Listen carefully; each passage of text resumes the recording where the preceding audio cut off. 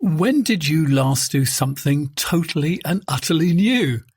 Not something that'll bring more money, but for the simple, pure joy of learning. In this classic episode, I speak to author Tom Vanderbilt about his year of trying new things, chosen on the basis of difficulty and lack of marketability. We talk about why so many of us, as adults, stop learning new skills, all the while we're encouraging our children to be adventurous and to try new things. We are creatures of desire. What we most desire is meaning. What makes us suffer most is a lack of meaning. The Meaningful Life with Andrew G. Marshall. Marital therapist, author, and communications trainer Andrew G. Marshall invites guests from all walks of life to discuss what makes life meaningful. Hello, I'm Andrew G. Marshall, and welcome to The Meaningful Life. My witness today is the journalist and New York Times bestselling author Tom Vanderbilt, and our topic is The Beginner's Mind. Tom is the author of a brand new book, Beginners, The Power and Pleasure of Lifelong Learning.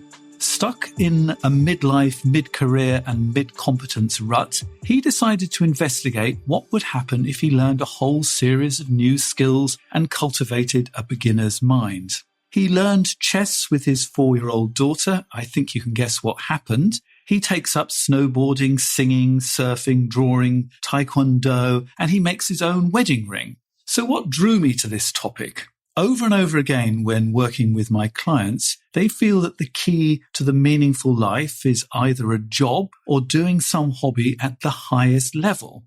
But what if we're all missing something when we take out the fun? Does being so focused make us one-dimensional? Could we all benefit from a beginner's mind? Tom, welcome. Thank you for being my guest. So what was the journey of playing chess together with your daughter? Well, first of all, thank you, Andrew. Pleasure to be here. And yeah, that journey began when, as you mentioned, my daughter was 4 and she asked a very innocent question, can we play a game of chess? She saw this board in a library and it was very visually appealing to her. And I thought that would be a wonderful idea because chess is, of course, reputed to be very good for the young mind. But there was just one problem in that I actually didn't really know how to play the game. Not even really, I didn't know how to play the game. I might have learned the moves a long time ago, but I'd forgotten them. So I was sort of panicked and I tried to learn quickly myself online, which was, got me to a certain point, but I didn't feel that capable of really being a competent teacher. So I thought, well, I'll just hire a coach and just see if this chess thing sticks with her. And the first time the coach came by, I suddenly made this impromptu decision to also join the lesson, which was a bit unusual for him. He hadn't really seen that, but I thought, well, why not? Why should I sit on the sidelines when there's this thing right in front of me that I would like to learn and someone is being taught? So I joined. It was, to my mind, an interesting little experiment, 2 beginners at one task separated by 4 decades. And I was so struck by the whole experience that it opened up this, I don't know what the word is. A door, paroxysm. Well, a door, but I was seized by this almost paroxysm of self-realization that I hadn't learned any substantive new skills in quite a while. And I was sort of resting on whatever laurels you might say I had professionally and just feeling a little bit stuck without even being aware that I was stuck. So you were effectively a subset of 2 about what it's like to learn. So your daughter was 4 and I'm guessing you're 40-something. What was the difference between the way a 4-year-old and a 40-something-year-old learns? There are many differences. There are many cognitive differences and then many lifestyle differences. On the lifestyle front, children are, of course, basically have nothing to do but learn and do so in an environment that is completely structured, completely welcoming, completely full of parents giving them positive feedback at everything they do. It's a very low pressure environment. They are encouraged to do as many things as possible and not necessarily achieve any sort of competence in any of them, except for your basic life skills like walking or things like that, which they sort Tying of learn your shoes. On their. Yeah, tying their shoes, yeah, they need help. Walking, they don't really need help. So there's that difference. Adults, don't really have any of those things. Cognitively, these are sort of a set of things going on that the young brain is just, again, a sort of learning machine that has yet to be fully completed. There are synapses that are being formed and connected going on. My brain has had 5 decades now of things that I've learned, memories I've had, muscle memories, to use that phrase, that I've had, when I learn something new, I'm adding that on top of an already very stacked deck. My daughter, every new skill she was learning, it was like, oh, I now know 3 skills instead of 2. So she had a very fresh, outlook for this thing. So those are sort of some of the key differences, I think. And before very long, you stopped being part of your daughter's lessons, and you both learnt in quite different ways. Now, your daughter did deliberate practice, and you did mindless repetition. So I have a feeling the first one's going to be better than the second one, but explain to me the difference. Yeah, I mean, deliberate practice is the famous thing from the psychologist Erickson about that related to the 10,000 hours rule, that this is what is required at a bare minimum to achieve expert level performance in a task. And deliberate practice in the world of chess, for example, would mean playing a game, but then after you've played, whether you won or lost, analyzing that game, preferably with a coach or with some sort of instruction going on, and really understanding why it was that you won or lost. My mindless repetition that I was doing was simply to play because I enjoyed the competitive thing going on there. But if I won, I would feel, wow, I'm a great chess player. If I lost, I would chalk it up to sort of bad luck and then press on and play another short game. So, anytime you basically have a coach, I think you're probably engaging in some kind of deliberate practice. But there's a difference here that it's worth talking about, which is that getting back to the idea of professionals. I mean, to be an expert level performer often means to be a professional. You're being paid for something.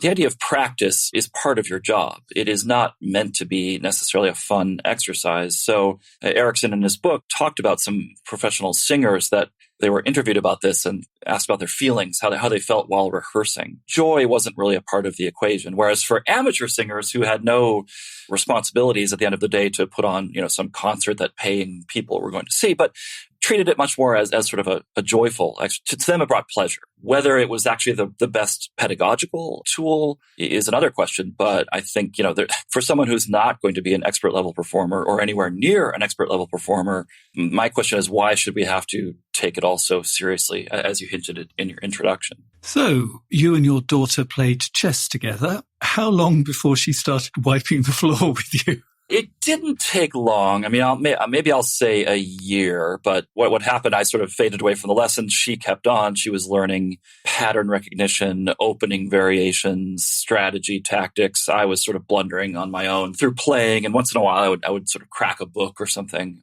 Through sheer persistence, I have kept at it and I've gotten a bit better. And to be certain, I could approach this whole thing in a much more methodical way and raise my rating points. Rating points are what we talk about in chess, are kind of the end all be all. But again, I've gotten out of it what I've put into it, roughly. And what I've gotten out of it, though, is some appreciation for the nuances of the game that were completely absent before, a great amount of pleasure in playing people, in sometimes beating people, sometimes losing.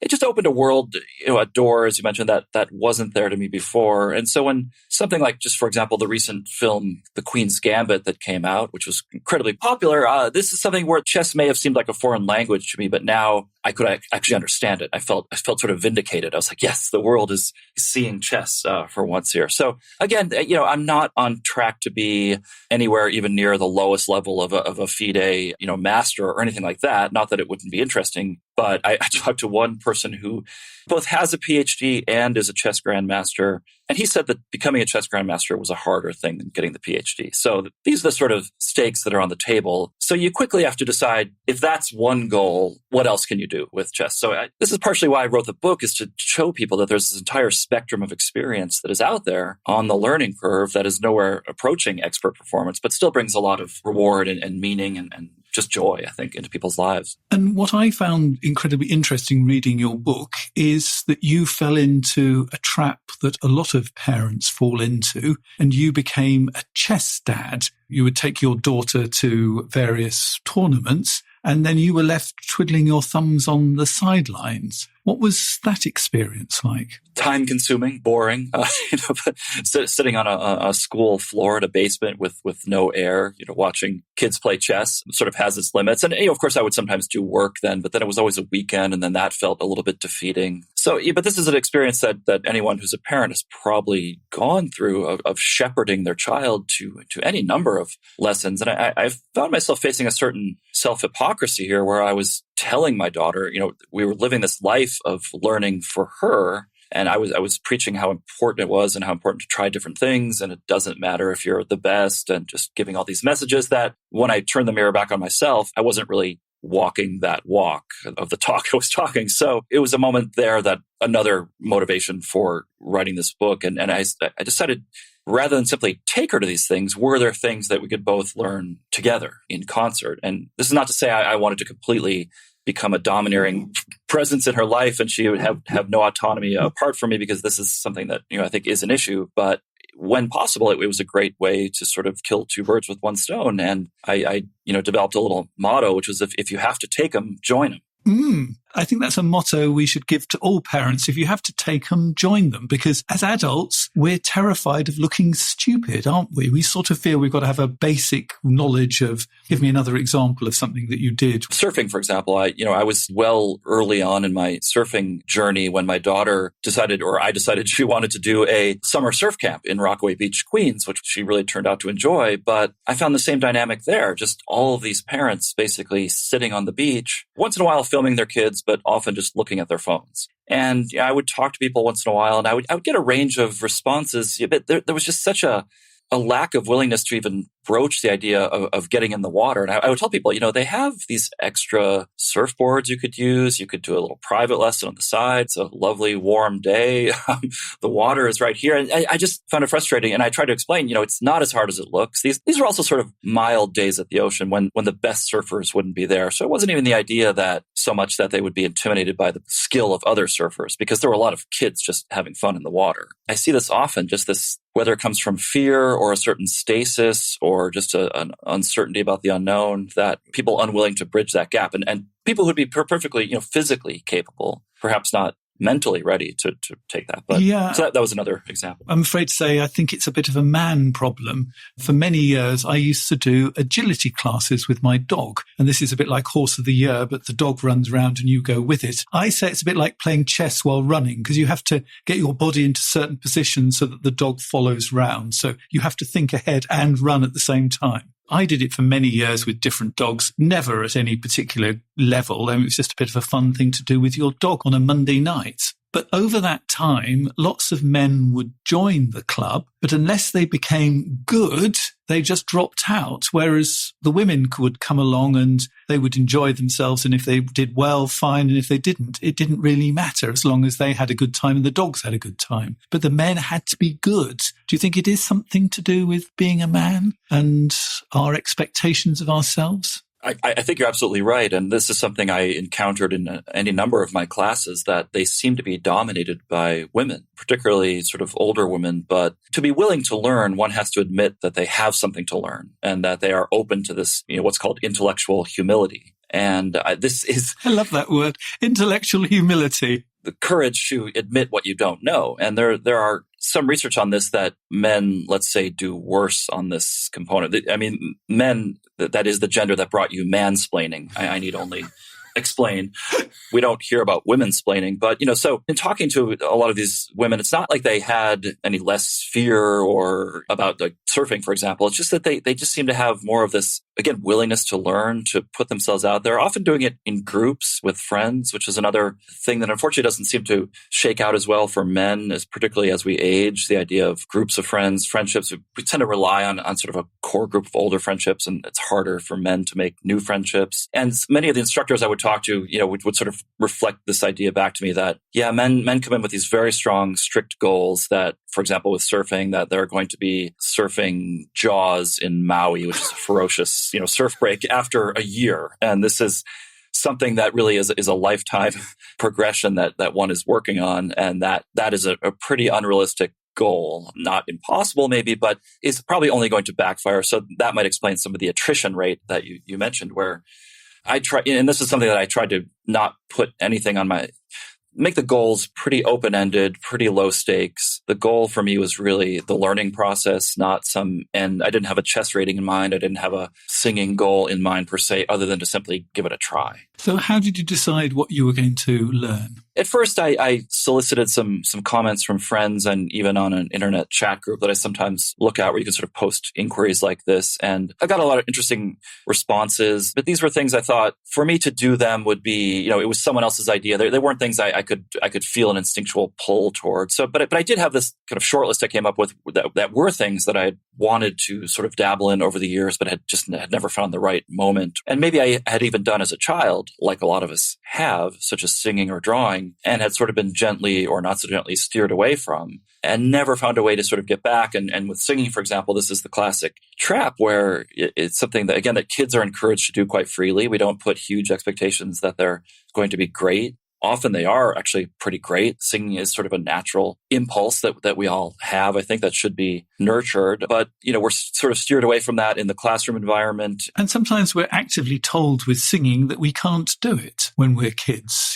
Sort of go to the back of the class, don't sing so loud, Andrew. Yes.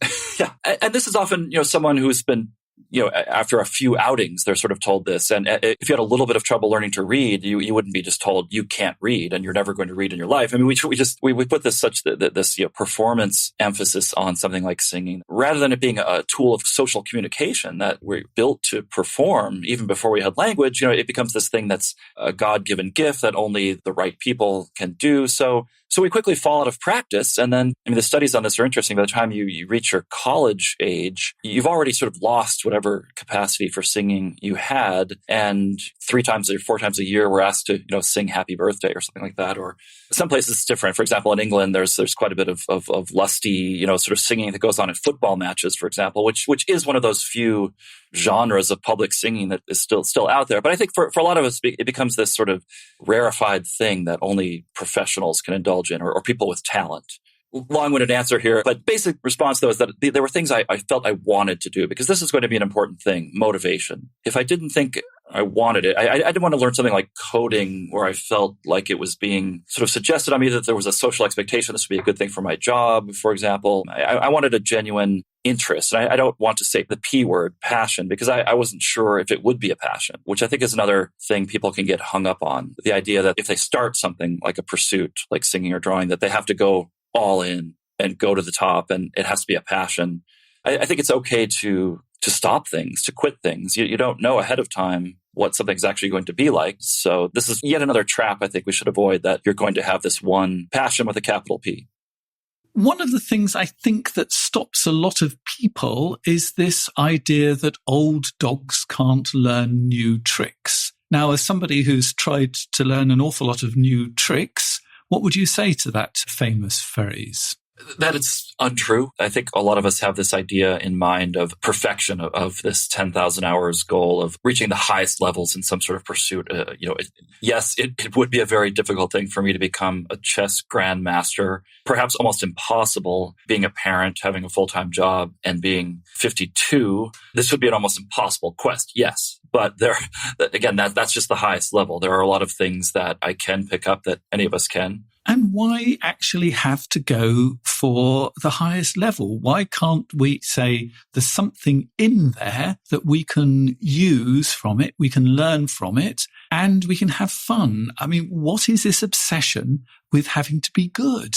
Yeah, and it's something that is trickling down already into this. I was talking before about this golden age of youth learning where you were expected to be able to try any number of things and give them up after 6 weeks or not be good at them. But we've seen that obviously creeping down into those worlds as well, where children are having these performance burdens placed on them, where they are dropping out of youth sports because it's too competitive. We saw in the United States the whole scandal with people faking resumes in sports like lacrosse so their children would get into elite level colleges. I mean, sort of where does it end there? But, I met so many interesting people in the course of doing this book. Just for example, a guy named Steve in New York City who was in his 80s and was trying to learn to juggle. And he wanted to get to 5 balls, which is a very hard thing to do. It takes sort of like a year. If you're amazing, it might take less time, but it's a very hard thing to do. It really requires a lot of practice. But already in learning to juggle 3 or 4 balls as someone of that age, this was already such an achievement. And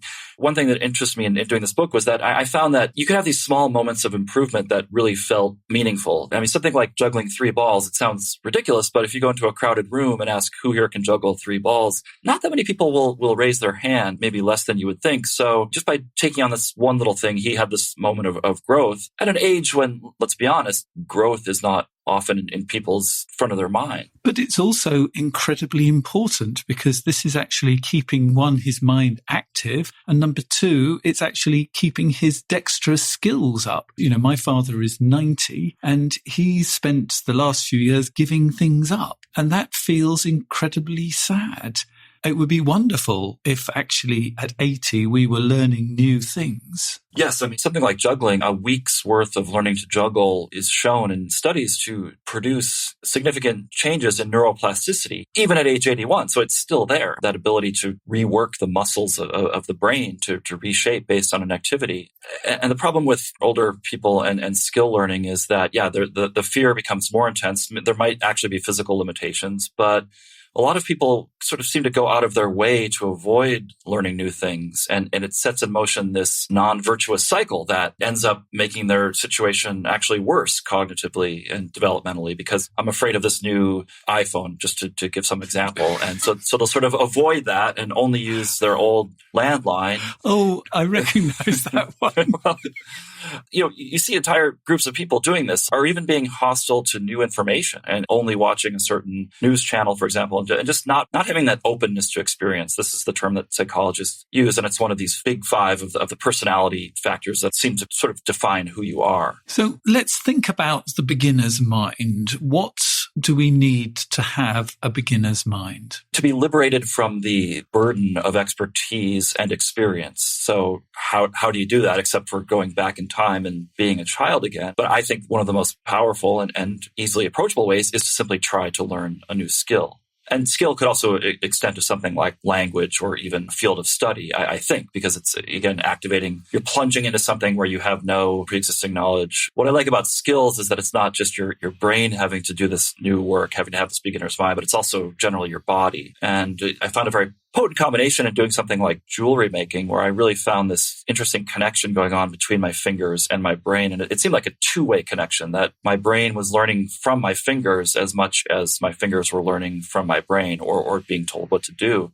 In all of these pursuits, I really felt like I was experiencing beginner's mind. I mean, I had a vague sense of some of these things just from people who had done them, but something like learning to draw, what the actual experience was really nothing like I thought it was. And it just opened me up to a new world that was not new people, new tools that I had to purchase, new ways of using my hand, new ways of using my eyes, and kind of going through this almost rebirth, not to get too sort of metaphysical about it, but, the kind of starting at the zero on the learning curve just felt to me very regenerative and powerful. And again, without necessarily having to achieve mastery, I found that any growth, and not even so much the growth, but just, again, getting back to that zero state was strangely exhilarating. And I would imagine that it was very good for you because you're like me. I write as well. I sit there and tap a keyboard all day long. I'm using my brain. I'm not really using my body. Whereas with these things, you are getting your body to do new things. That feels quite important, to get the body moving in a different kind of way and coordinate in a different type of way. Did you find that?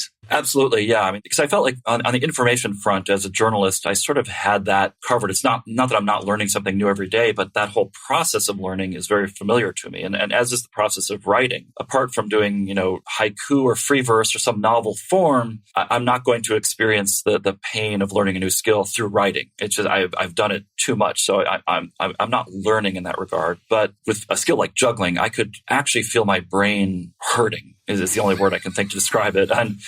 And then the funny thing would be I would work on something for a while, juggling 3 balls, and I would get it, and I would be doing 40 or 50 cycles in a row. And then the teacher would say, okay, now start with your right hand. And suddenly there was my brain hurting again. And that was when the learning moment was happening. And sort of like doing physical exercise, when you start a new exercise regime, you're using your muscles in new ways. So you will have some new forms of pain during the first weeks of that exercise, and then you'll gradually condition into that. And I think the same thing happens with learning. So most of these skills I was taking on, there were always new plateaus to sort of reach. So I felt like I wasn't ever stagnating. And there were always ways I could make my brain hurt again if I wanted to. And in your research, you found that beginners all make the same mistakes. Tell me about that.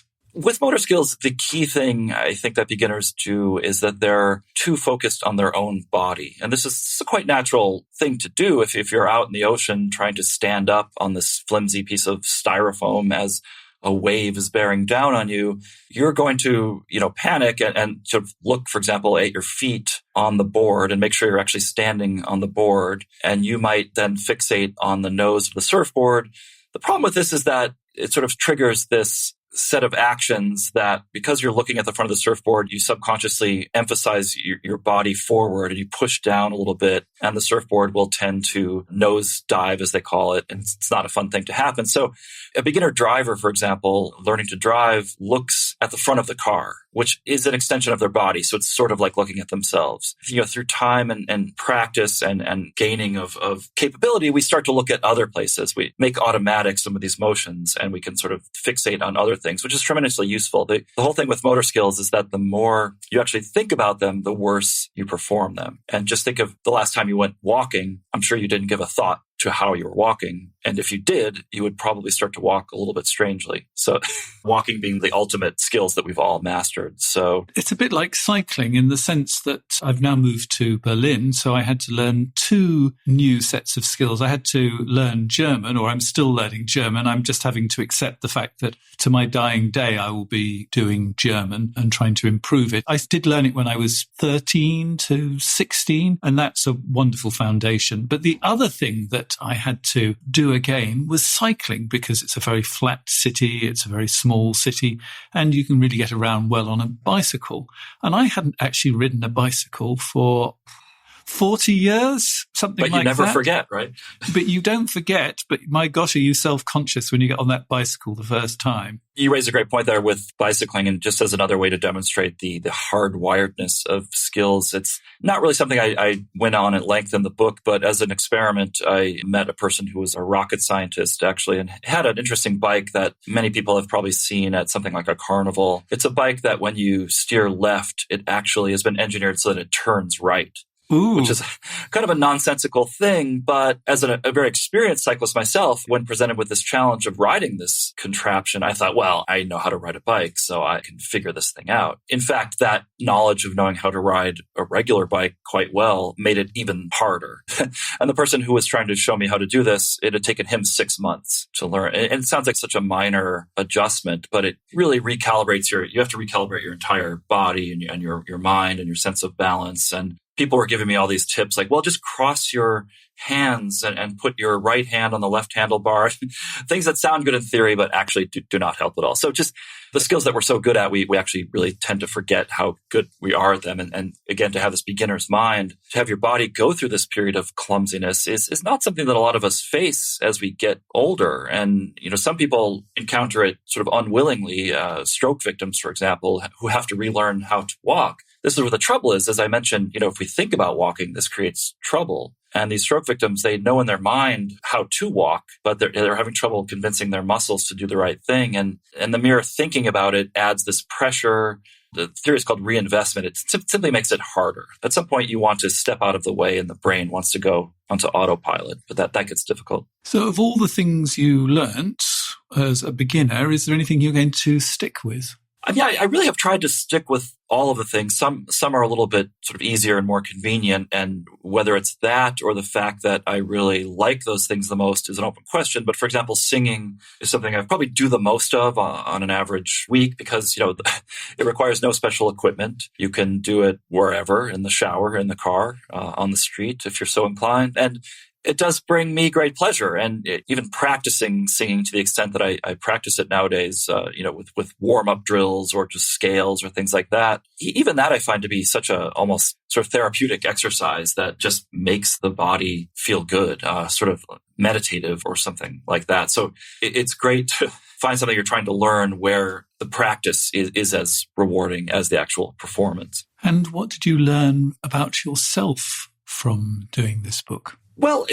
I mean, I wouldn't say that I'm any sort of, master learner or polymath or anything like that. I think I'm just, sort of average in many regards, like many people are perhaps. So, I don't think you need to have any sort of special dispensation to take up various things. And I do think the more, the better. But, I found that I think a lot of people often think that something like a hobby or a pursuit or this thing must be prompted by some lack in one's life, that their job isn't satisfying or they feel unhappy. And before going to this book, I certainly had nothing to complain about. I had no deep sources of unhappiness and I love my job. And this can be often the problem, though, is that you become so obsessed with your job that you never see the need or the desire to do anything but that job. So it wasn't until I actually started doing these things that I realized what I had been missing. And I think it also, for me and perhaps for other people that do this, is that we often tend to think of ourselves as fixed beings. Psychologist Daniel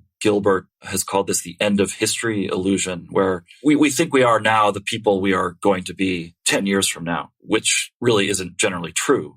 So I found this exercise particularly useful in just reframing my self-identity and opening these doors, showing that there were other facets to my personality, to my skill set, to my life. And it really opened up so many things, new sorts of new friends, new things to think about, new skills, new things to do with my daughter, my wife. So I just sometimes I'll be talking about this and thinking it sounds so completely obvious. Yet I feel like there are people like myself before I started this that just weren't quite taking this advice on board for whatever reason. And people like myself, I've always wanted to learn to paint, for example, but I just keep on putting it off and putting it off. Well, I'm 61. How much longer am I going to put this off for? And I think that's a problem, that we sort of think we've got to be good at it. We've got to really throw ourselves into it. And actually, you can just have fun with it. Yeah, and I think that's a great point. I mean, painting, I think, is sort of like a lot of writers say, I have a novel in the drawer, or I want to write a novel. And of course, sometimes just the act of saying I want to do something just allows you to put it off indefinitely. And or we might hold it in sort of this high esteem where it seems remote and rarefied, that, it's this thing I'm going to take on someday, where I think the best thing is really just find a class as quickly as possible and just show up. And then, because, I was like you, where I would, surfing, I'd like to get to that someday. And it seemed like this impossible remote thing, when in fact there was a surf break 45 minutes from my house that was unbeknownst to me. I sort of had in mind, I had to be in Hawaii or something. And I made it into this vision that was simply too abstract and too highfalutin, for lack of a better word. And so I think sometimes just plunging in and just doing it, it doesn't have to be pretty. You don't have to be great, but just start. I think your motto that if you're going to take your child to it, do it yourself as well. I think that's another motto to throw in as well. Yeah, and that's motivation as well. I mean, sometimes that is just the biggest hurdle. I mean, making the first call, getting through the door. And children are great that way, because as a parent, you sort of feel obligated to, many parents do it, to have them do things. You don't want your child just inside all day, or you feel a responsibility to show them the world. So, why not do the same for yourself? The Meaningful Life with Andrew G. Marshall. Please follow us on Twitter, like us on Facebook, and visit our website, andrewgmarshall.com/podcast, where you can join our supporters club and unlock bonus material and other benefits. My men's retreat runs from Sunday the 28th of September to Wednesday the 1st of October. in the woods just outside Berlin, Germany. Step out of your daily stress. Take stock of where your life is going and deepen your relationship with yourself and other men. One of the reasons everyone feels more anxious is not just the fast-changing world, but how we've become more isolated. In particular, we are cut off from the wisdom and support of other men, mostly because we find it difficult to open up and be truly vulnerable with each other. In my 4-day workshop with a group of like-minded men, we can focus on what it means to be a man today and how we can support our sons to become balanced men. It will be a truly transformative experience, and I would like to share it with you. You can find out more about the beautiful location, the seminar house itself, and the costs on my website, andrewgmarshall.com. Click on the button Men's Retreat. Do it now because we've almost filled half the places. Podbean, your message amplified. Ready to share your message with the world? Start your podcast journey with Podbean. Podbean, the AI-powered all-in-one podcast platform. Thousands of businesses and enterprises trust Podbean to launch their podcasts. Use Podbean to record your podcast. Use Podbean AI to optimize your podcast. Use Podbean AI to turn your blog into a podcast. Use Podbean to distribute your podcast everywhere. Launch your podcast on Podbean today. Is your head spinning from skincare recommendations from celebrities, influencers, and the rabbit hole on Reddit? You're not alone. I'm Dr. Heather Rogers, board-certified dermatologist and nationally recognized aging skin expert. I've seen the same story of frustration from my patients for years. The answer is simple: fewer products with better ingredients. That's the secret to your best skin and the foundation of my skincare line. Try for yourself and use the code PODCAST for 15% off your first purchase at drrogers.com. So we've had a letter sent in by somebody. Remember, if you would like to do the same, www.andrewgmarshall.com/podcast, and I could be reading out your letter. I feel that I've fulfilled my mission in life. I brought up my 3 children, 2 are at university and 1 will be, cross fingers, there soon. And it seems like I'm facing a big black hole. I'm in my early 50s. What next? I've spent so long thinking about what other people want, my children, my husband, my mother, that I have really no idea what I want. The few things I've come up with, like traveling, seem more of a distraction than a way to live, or simply impractical. I have an okay job. It's interesting, but no more than something that pays the bills. I think, like a lot of people who listen to your podcast, I suppose I'm looking for a purpose or something meaningful, but I have no idea where to start or even what questions to ask myself. So what are your thoughts, Tom? Well, it's something I'll say that I heard a version of this quite often from people that were engaged in the various things I was engaged in. For example, surfing, I met people who were going through a divorce or overcoming some other personal life hurdle. And that question of identity came up a lot as well, in that, I've been this person for X number of years. I want something for myself. In this sort of act of surfing, which I think the goal was, we can think about surfing as a verb. They were surfing. They wanted to become a surfer. They wanted to go from that verb to a noun. And I think that itself has a certain meaning there. But the person mentioned things might seem like more of a distraction than having meaning. And I would be careful not to, there might be things that seem like distractions that may actually turn out to be very meaningful or purposeful. Something like surfing, on the one hand, does seem like a very indulgent recreational activity, but talking to a lot of people at the end of the day, I found it really wasn't about surfing. I mean, yes, surfing is amazing. It puts you in tune with nature, with your body, but it was an arena in which they were working out other things and deriving meaning. In terms of offering other advice, I think everyone must have some little short list of things in their head, or even just whims or ideas of things they've once wanted to try, and just go with sort of a gut level consideration of what those things are, and not worry about what they are, or whether someone might think it's frivolous, or and just try. And I agree that something like travel can, sort of done the wrong way, be just a way to seek meaning where, in sort of an artificial way rather than actually getting at the root of some of the things that are troubling you. I mean, that said, what I found over the past few years, particularly in doing some of these skills, is that traveling to go learn something has been sort of an amazing combination for me. Give me an example when you've traveled and learned something. Well, a surf camp would be, one, for example, but I'm trying to think of some other things. So there was a painting class that happened in Maine, because I'm admittedly a restless person at this age, and I can't sort of go to a beach and basically sit there. I need to be sort of doing something. But I feel like that doing something engages you in so many ways, yet you still have the leisure component, but you're meeting new people, you're engaging in a new skill, you're in a new place. And I have this long list of internet bookmarks of classes I would like to take that include everything from stone cutting in England. It's sort of just these like workshops and things that I think that can be a nice way to get both that sense of novelty that the travel brings, and yet also you sort of come back having learned something, which is to my mind sort of the best souvenir of all. And I think that the most important thing is seeing the meaningful life not as a destination where you have to know where you're going for, a goal that you're aiming for, like,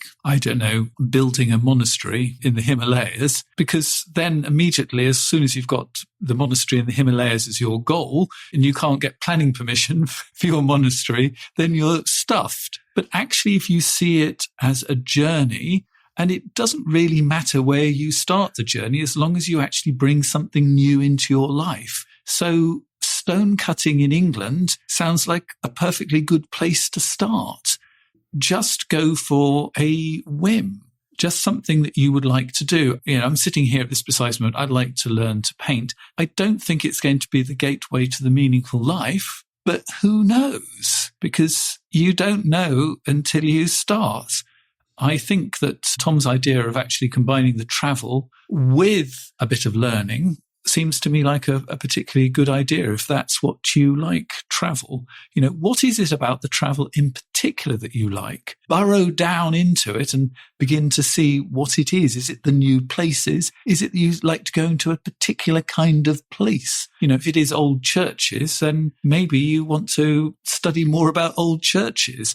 I don't know, but look deeper into those whims that you have and experiment. Yeah, and if I could just add one thing to that, it reminds me of, I think it's often very difficult to simply put these ideas up in the air, put them on a whiteboard, like a list of, this is what I will do that will bring me meaning. This will be my passion. And there's an interesting line of thought in the book Range by David Epstein, which is a very good book, very similar in spirit, let's say, to mine, which is about the dangers of specialization and about being a broad-minded person. He's sort of looking at it more from a career perspective, but there's a line: we discover the possibilities by trying new activities, building new networks, finding new role models. We learn who we are in practice, not in theory.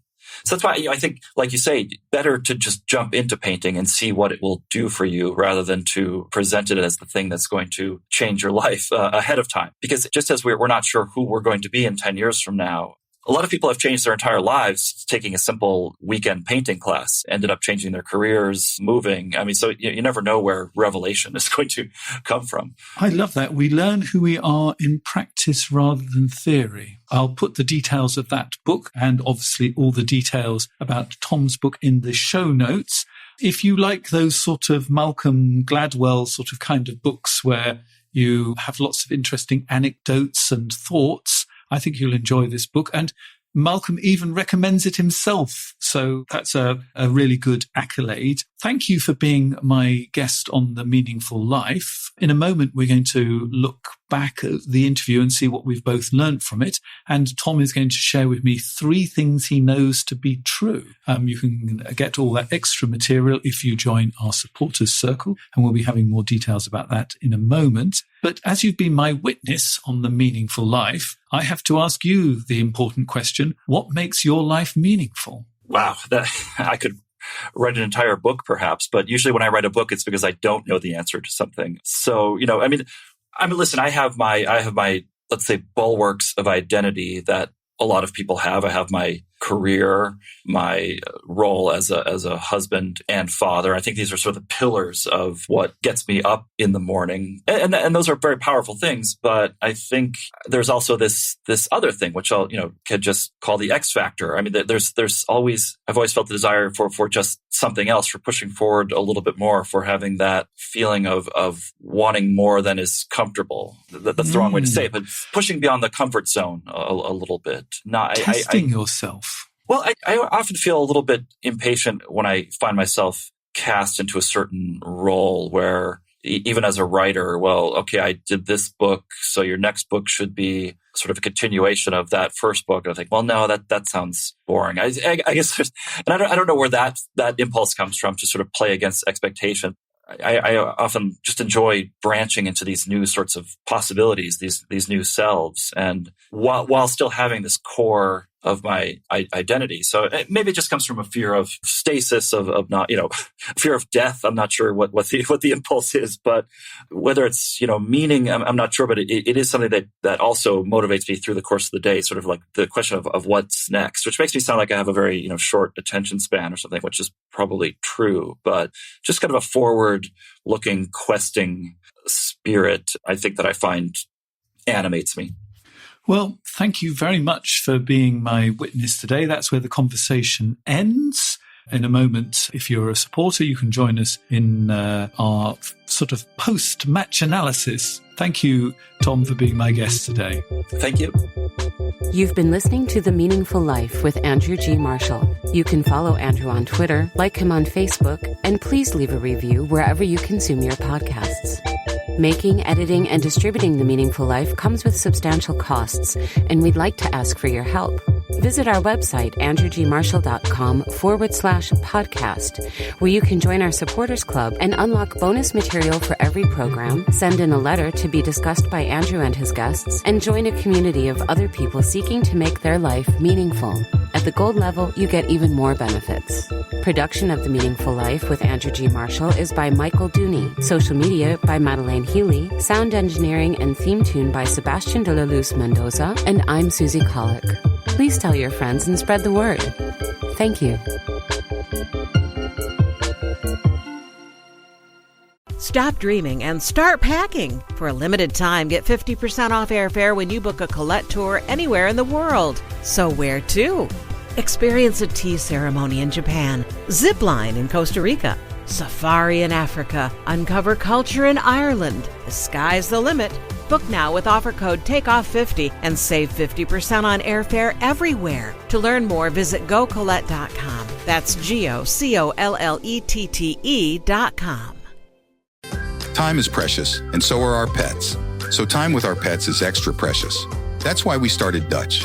Dutch provides 24/7 access to licensed vets with unlimited virtual visits and follow-ups for up to 5 pets. You can message a vet at any time and schedule a video visit the same day. Our vets can even prescribe medication for many ailments, and shipping is always free. With Dutch, you'll get more time with your pets and year-round peace of mind when it comes to their vet care.